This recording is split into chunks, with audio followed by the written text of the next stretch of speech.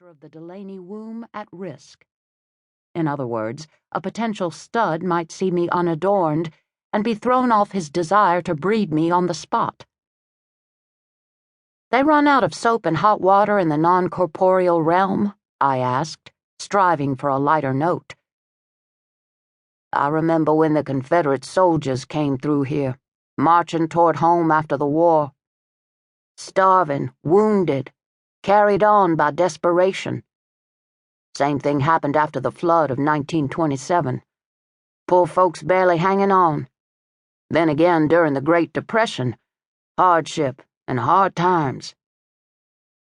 Hell, if I'd been depressed earlier, Jitty now had me 2 steps away from finding a cotton rope in the tack room. Stop it. I put my hands on my hips. This isn't doing either of us any good. We're both worried about Oscar, Regina, and Luann. I'm terrified that if Oscar dies, Tinkie will give up too. I can't have you out here looking like a ragamuffin from a Dickens novel, spouting doom and gloom." Tears blurred my vision, which only made me angry. "Stop it, damn it!" When I blinked away the tears, Jitty was staring at me. Though she was still dirty and wearing rags, her face was rounder. The corners of her full mouth slowly tilted upward. "You know, for 1 second, you looked exactly like your great-great-granny. You got Alice's fighting spirit. I knew it was under all that moping and self-pity. I just had to find the right button to push to rouse it up." I had been played. On the heels of my righteous anger, though, was relief. Jitty may have used foul means, but she'd managed to rattle me out of my maudlin mood. I was fighting mad, and that's exactly what she meant to accomplish. Oscar is going to be fine. Everyone is going to be fine. I swept my arm out to include the entire county. Anything else is unacceptable.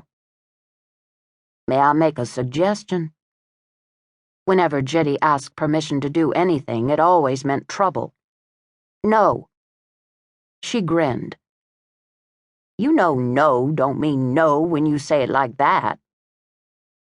I leveled my gaze into hers.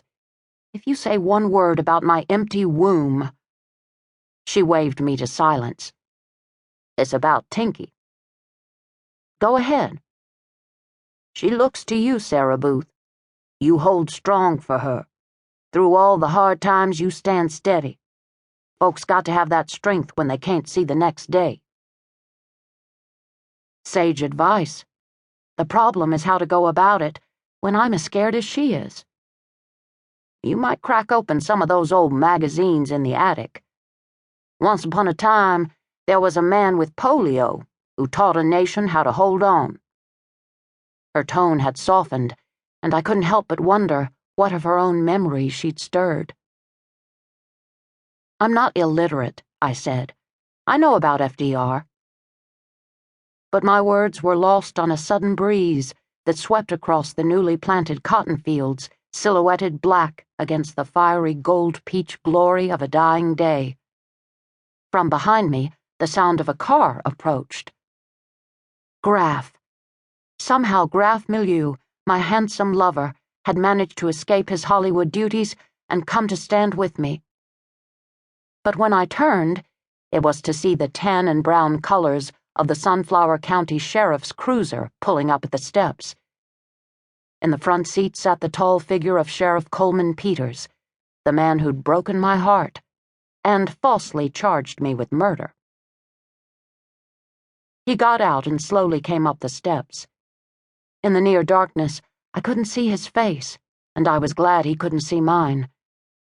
In the long and complicated years of our relationship, from high school adversaries to the initial contentiousness of my first PI case, and finally to the blossoming and acknowledgement of unrequited love, we felt a strong and powerful attraction that bound us.